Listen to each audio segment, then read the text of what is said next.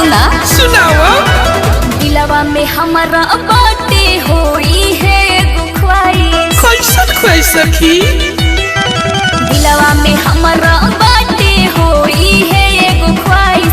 Hero जस दुल्हा मिले हो बाटे है च्वाइस। अच्छा हमके सारी जी के याद में सुखल बानी। अरे बास सखी। सारी जी के याद में सुखल बानी हो। पवन सिंह ला सोमाली सखी भूखल बानी हो।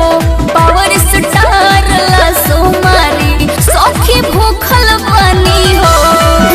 भूख मिल जाई लोगनू। 100% गारंटी बा हो।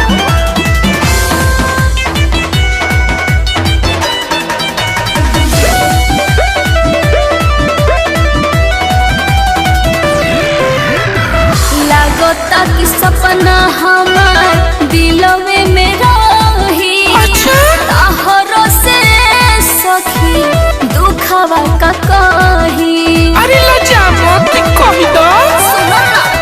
लागता कि सपना हमार दिलवे में रही।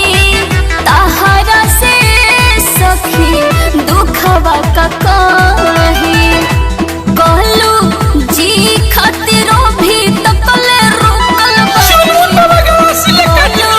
जी खातिरो भी तकले रुकल बानी हो। अंकुश राजा ला सोमारी सखी भूखल बानी हो।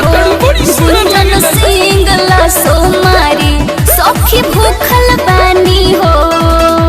अरे तार दिल हो कि दरिया में सखी।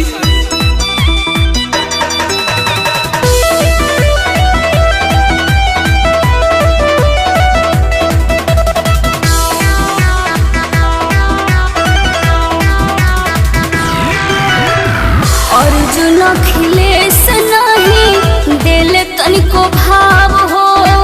एही से तो लड़त बानी दिल के चुनाव हो। तो जीतहू के कोशिश करी हो। अर्जुन अखिलेश नहीं दिल तनिको भाव हो। एही से तो लड़त बानी दिल के चुनाव हो। गोलू गोल्ड के प्यार खातिर बानी हो। रंजित सिंह के प्यार खातिर टूटल बानी हो। हिटो सिंह ला सोमारी सखी भूखल बानी हो।